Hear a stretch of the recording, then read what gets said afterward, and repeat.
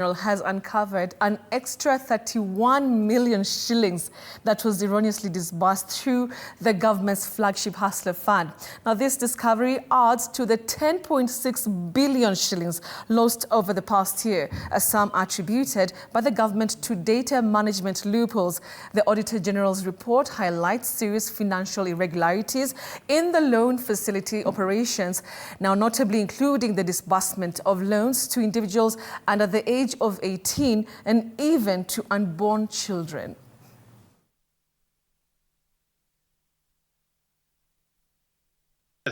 And reduce the cost of borrowing so that the double-digit borrowing of 18% or 20%, it is not possible for us to grow our economy, to grow more business, to expand enterprise if the cost of borrowing money is high. We must bring it down to single digit. Just yesterday, President William Ruto announced new developments on the flagship project, the Hustler Fund, crowning it as a pivotal achievement under the bottom-up economic transformation model. These sentiments of the President were shared by the Cabinet Secretary for the Ministry of Cooperatives and MSME Development, Wycliffe Oparanya.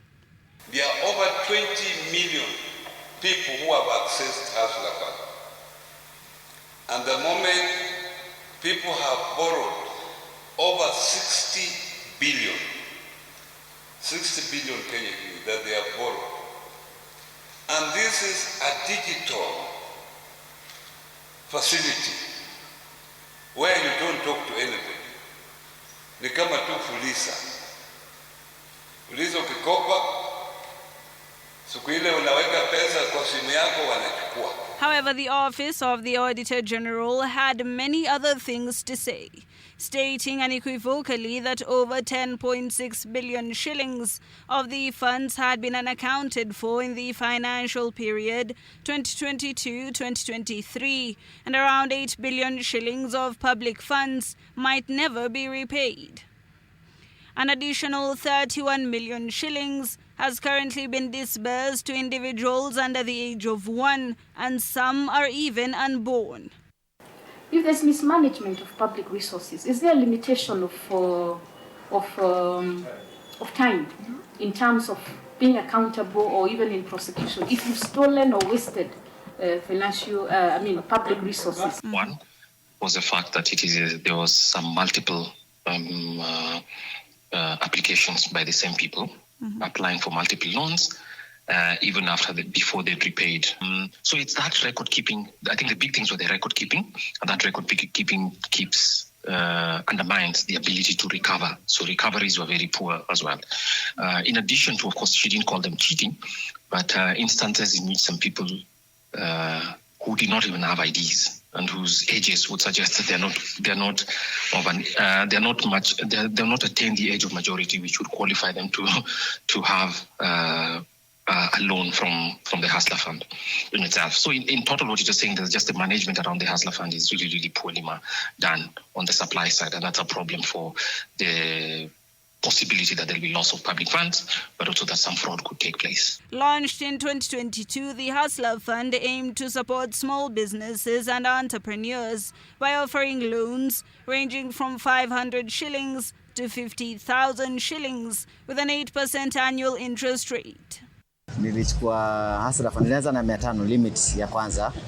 Ikachukua ilichukua muda mrefu kugrow. Mimi nimefanya nayo biashara yangu ilikuwa nimefungua tu njugu, ikanishinda kwa sababu hata limit yangu haikupandishwa. Nimekuwa nikikopewa 500 na hata sijaongezewa limit.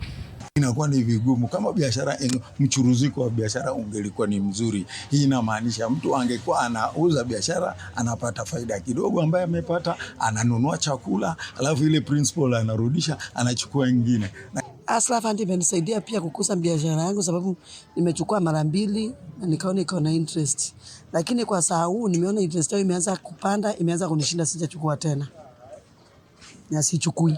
Even before the new budget cuts happened, this fund was already in the red because the recovery rates were very low.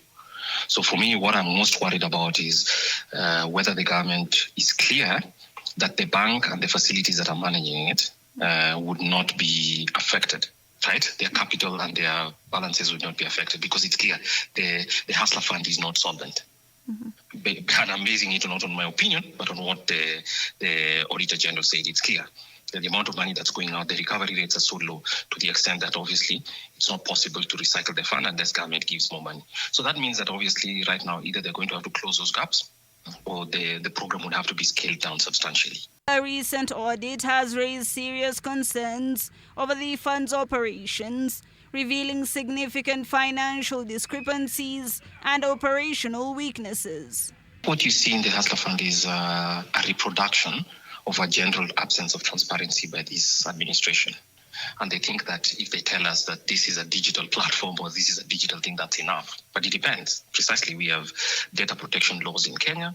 And so the integrity of that data, who holds it, are questions of public interest, not just public interest, but they're actually required to be managed according to what the laws say.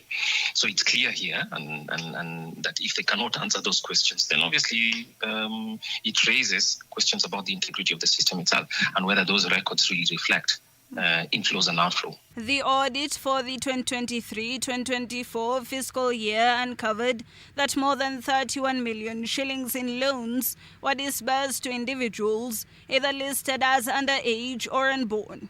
According to the report, more than 253,000 recipients had birth dates recorded as falling between July 1st of 2024 and December 31st of 2073. Dates that are clearly in the future. Of these, 42,981 unborn individuals received loans totaling 31.1 million, with Safaricom users accounting for the majority at 24.6 million shillings, followed by Airtel at 6.3 million and Telcom at 286,600. The data management is not secure and it doesn't have high integrity, and we're dealing here with financial exchange, then it tells us that the system itself or the platform itself is completely insecure. Kwa kufanya biashara, ningeomba serikali mtu akilipa imuongeze hata ifikishe 5,000 ama 10,000, kwa sababu hiyo pesa ndio inaweza saidia Mkenya yote. Unaweza anza biashara ya mayai, biashara ya soko, lakini ukipoa 500 na 1,000, hiyo hata unakula na unakasirika na unashindwa hata kulipa. And beyond the discrepancies is a single-digit loan whose fate now lies in the balance. Tuweze kuchukua hii Hustler Fund na tukichukua hii Hustler Fund tuweze kulipa ili limit yako iweze kuongezeka. Si kama wanabiashara tunashukuru na tunasema tuendelee kuomba Hustler Fund ili limit yetu iendelee kuongezeka. Hibak Said for TV 47.